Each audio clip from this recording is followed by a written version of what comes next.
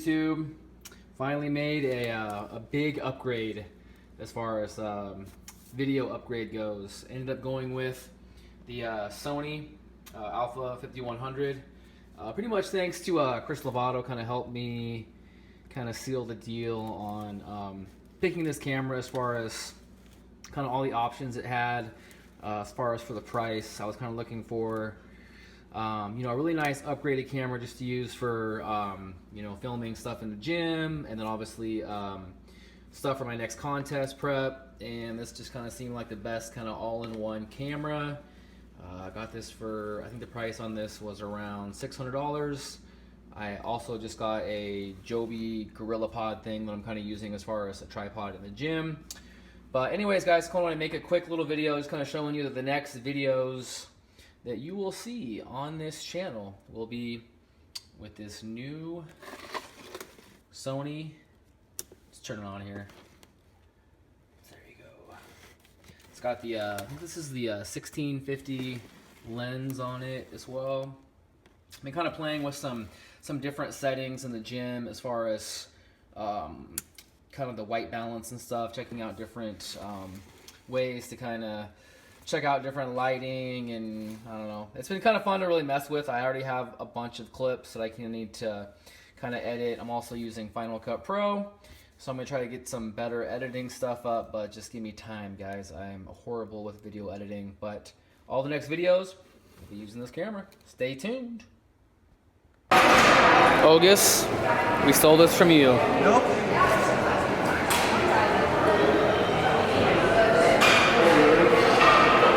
This definitely really helps loosen up the hips. Oh, I forgot to do, I've been forgetting to do that one. Oh, wow.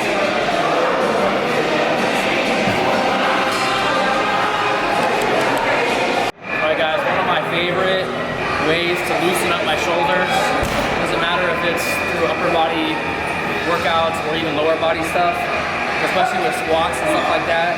It helps with being able to grip the bars. If your shoulders are really tight, it makes it harder to have your shoulders closer in. So one of the best things I do is just take a band, go about shoulder width, start right at your waistline, and then go all the way to the top. When you get to the top, you want to really spread your shoulders out. And then from the side, you want to finish it coming all the way down to the low back, and then back up. So that's one. Again, all the way to the top, stretch it out. Really stretch out your shoulders. All the way back down to the side. I do about usually 2 to 3 sets of 10 of these. And also another thing you can do with your band, again, about shoulder width, and then pull back like this. So this will be another great thing for all of your upper body workouts, lower body workouts, get those shoulders loosened up.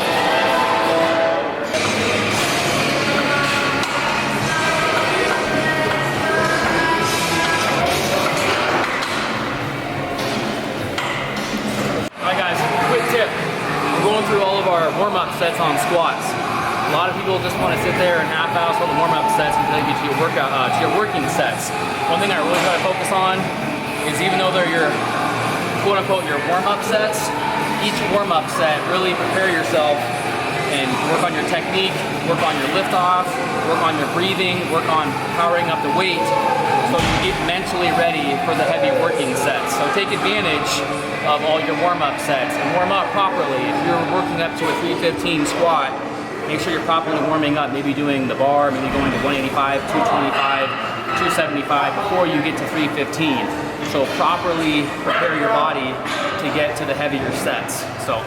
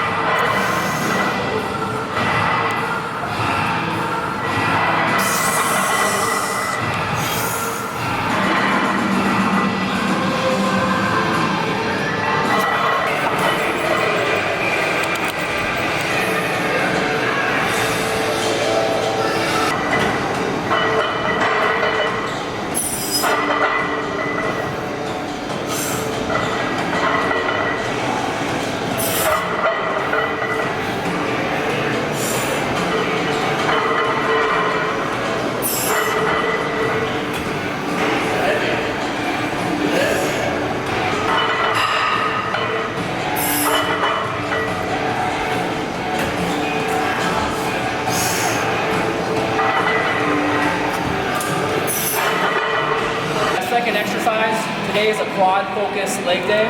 So we went from squats to leg press. One of the biggest things on this, if you have an adjustable leg press, make sure the seat is all the way back. So when the seat's all the way back, you want to focus on your stance. If we're focusing on quads, we're going to want to use on the platform here a lower foot placement. So you don't want to have your feet up here. That's going to be more hamstring focus. We're going to want our feet lower on the pad, and I personally like having my feet tilted out a little bit, just like a squat. One thing else we're going to do is we're going to pause at the bottom of each rep. Take out all the momentum.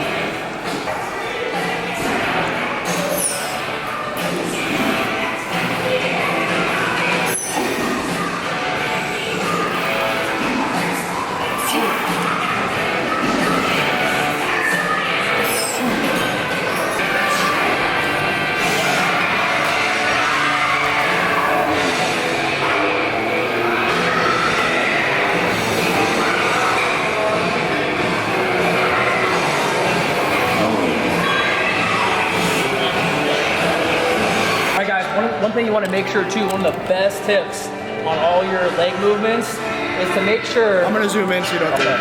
When you're on the platform, you're driving from your heel and your outer foot. So you should feel all the pressure. Like I could still drive and lift up my toes. The last thing you want to do is be putting pressure like this on the movement. That will put a bunch of extra negative stress on the knee joints. So make sure on all your leg movements, you know, leg press, any other type of movements, you're driving with your heels. And also too, make sure when you get to the top of the movement, you're not fully locking out your knees. You never want to fully lock out your knees and put all that pressure with that much weight on your knee joint. So you want to stop shy of lockout.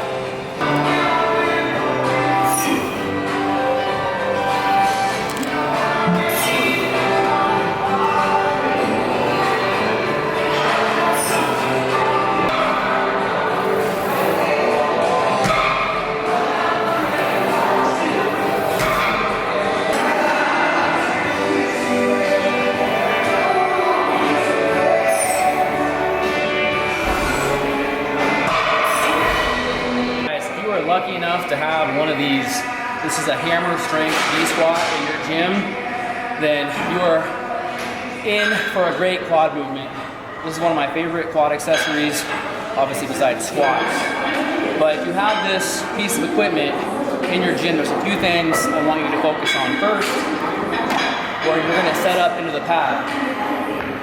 Most people, when they get into the pad, they're going to have a tendency to want to shove your body all the way in. What that does is, that's going to create more of a, it's going to cause your back to round and mimic more of a good morning, which is not what we want with this machine. This machine is going to be the closest thing to mimic a front squat. So the best way to do that is to just have the pads rest on your front delts. So it'll look like this. Here, as opposed to, now what a lot of you will do is this. You want to put your, now watch my low back. See the difference? So you want to focus on just resting the pad on the front delts. Next will be your stance. And this is another thing where you want to focus on driving with the heels again. I personally like a shoulder width stance with my toes slightly angled out. And then again, focusing on driving from the heels.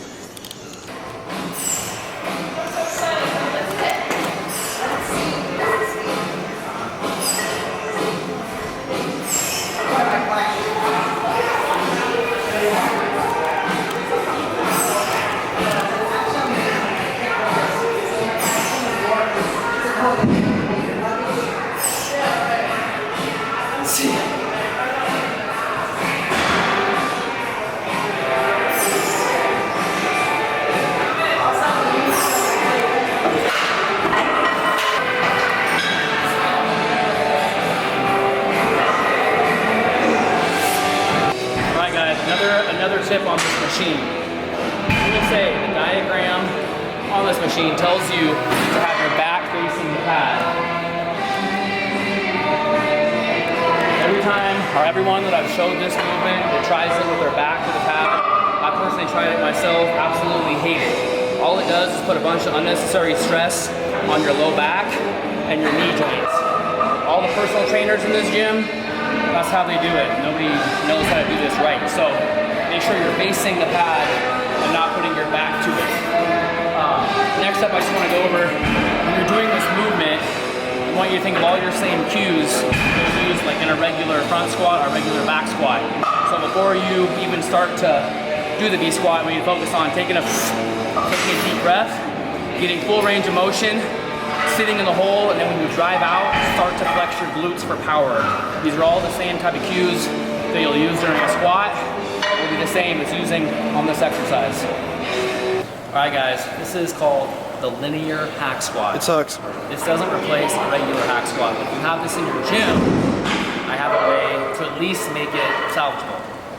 What you're gonna wanna do is so usually this is what most people are gonna try to do. Go up with it, do your typical, see what happens with me and everybody else that I've seen use this machine is you start going down and automatically it rushes all the stress onto your knees. To me, it's a completely uncomfortable movement. It doesn't replace a regular hack squat, but if you have this in your gym, I have a way to at least make it feel better. What you're gonna wanna do is take the handles on the side and you're gonna wanna drive the pad up your back, like this. So now your back is almost laying across the pad like a regular hack squat. So now you're in a much safer, your low back is against the pad, your low back's in a much safer position. I personally like kind of a shoulder width stance with my feet pointed out, similar to like a regular squat. And then from there, I'll just take my hands and kind of rest them under the pad. And then from here, work on your, I guess you can call these like a frog squat or whatever, but they'll look like this. Again, driving from the heels. All your weight on the bottom of this movement is on your heels, not your toes.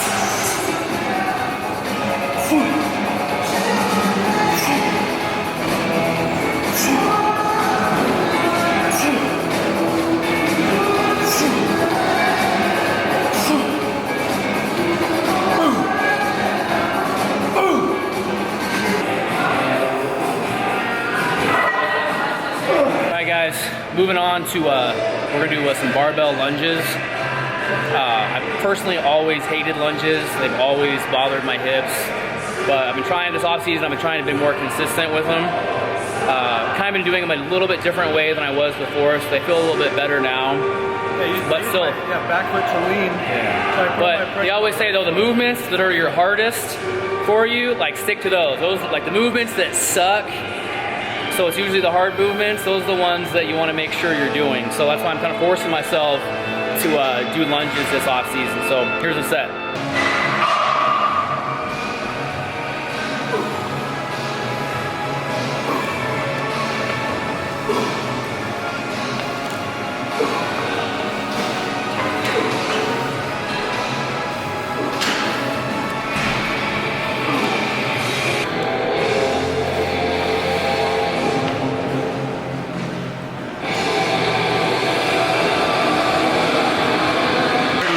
The shitty side, starting to get some veinage here. This side's better. He's been cutting since 1993. Even though I was born in 92. Cutting since I was born. Hit it. Boom. Yeah, you can see it. Left side's a lot smaller than my right.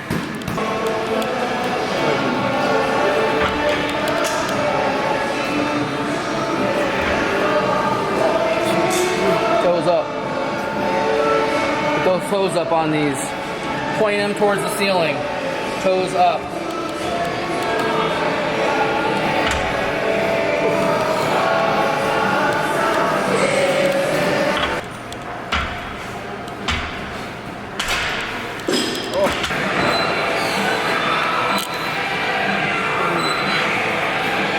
Alright, that's good. Do that way.